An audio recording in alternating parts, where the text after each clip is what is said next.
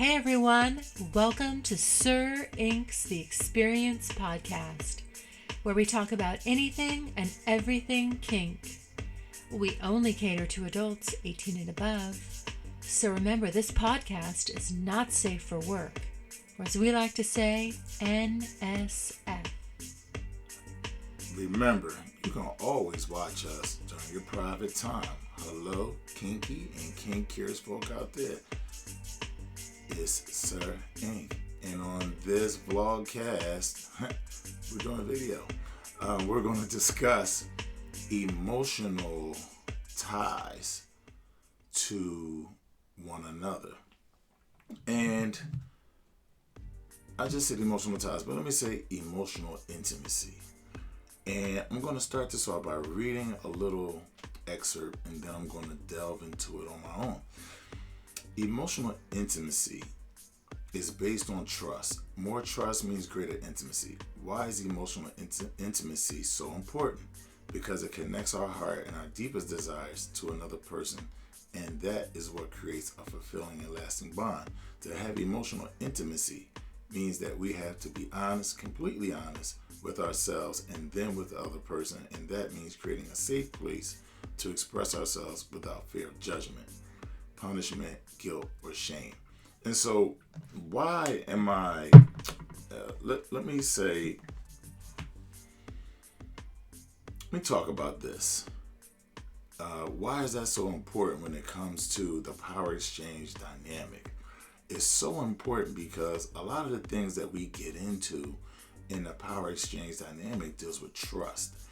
And you really can't earn that trust unless you really get connected with your partner. And I mean, is deeper than just, hey, boyfriend, girlfriend, we're going out, we're dating. No. I mean, you have to really get to know that person.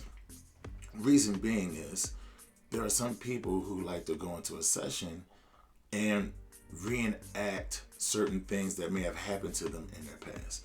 As you guys have heard me speak on another podcast about my friend Nikki, who introduced me to the lifestyle of BDSM and power exchange. And she had some trauma with sexual abuse in her past. And one of the ways that she wanted to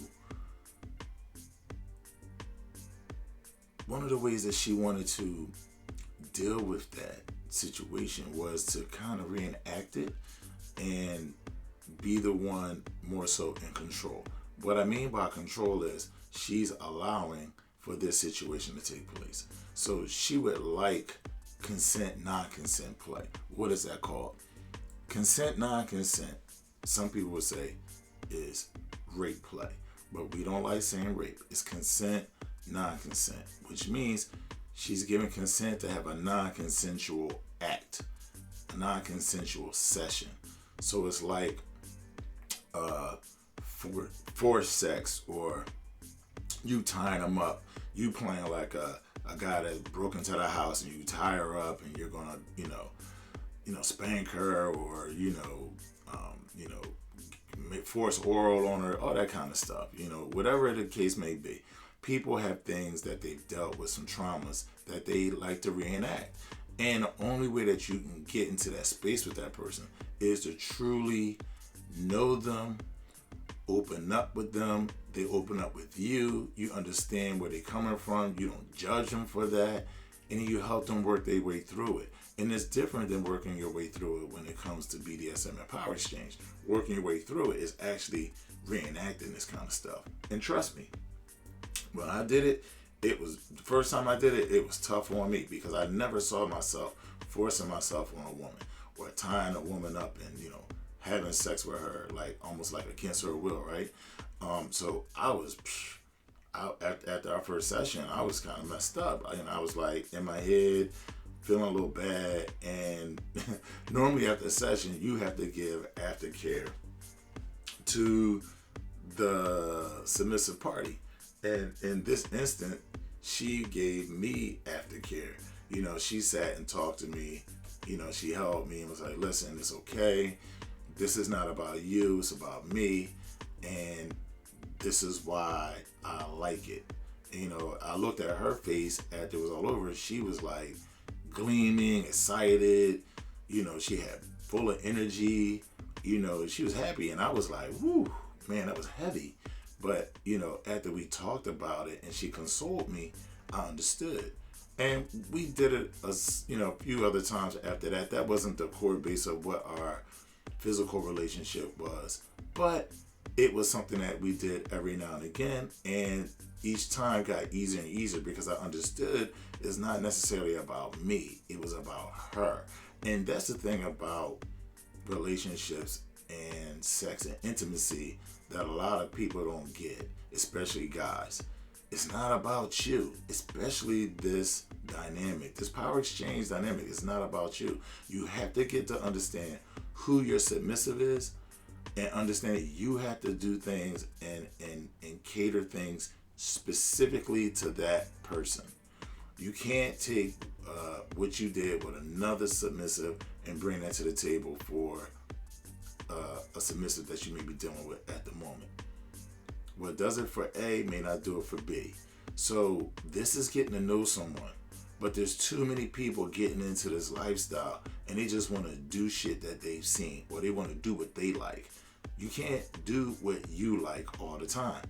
You have to do what they like, what they need first. And then you bring in your stuff. And you bring in your stuff based upon if that really fits what they like. And these things are understood when you talk things out. You ask them what they like, what they don't like. What are their hard limits? What are limits that they don't mind being pushed? And those are the things that you write up like a script, and you have those things in your mind, and then you cater your sessions and your lifestyle together around those things. There are some people who like being degraded. There are women or submissives, whether they're males or females, that do not like being degraded.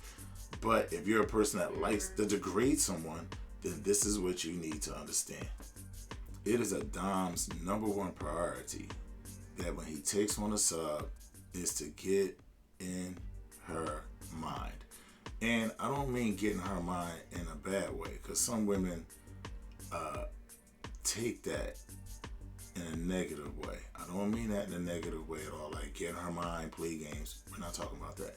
You need to get inside her mind, and you need to allow her to get inside your mind, because you both need to be clear about who each other are and what you like, what you don't like, what you're willing to do, what you're not willing to do. This is being open.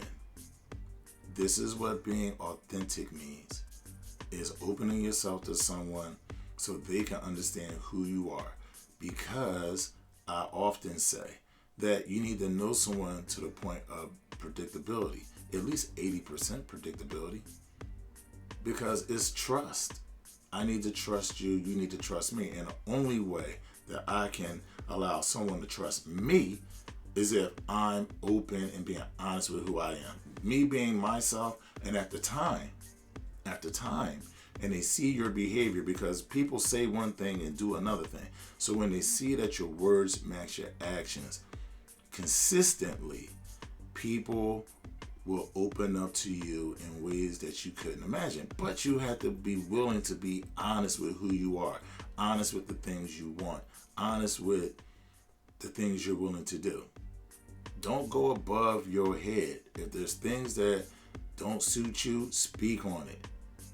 If there's things that, you're willing to push, speak on it. I say this all the time because it's like, for example, there's too many guys that aren't willing to say, look, I would like to be with you or have you, but I'm also open to having other women. Like, guys just won't be honest with that, right? And so what they do, they'll still take on a woman, act like you're the only one, and then they go banging chicks on the side, and then when it comes out, it's like you're a liar. I'd rather someone say, you know what, I understand that's how you are. I don't want a man like that. I'd rather have a man to myself, so I can't deal with you, opposed to bringing somebody on and then them calling me a liar later on down the line. But you'll find that there's people that's like, I agree, I'm good with that. We can do that. You open to that? I'm open to that.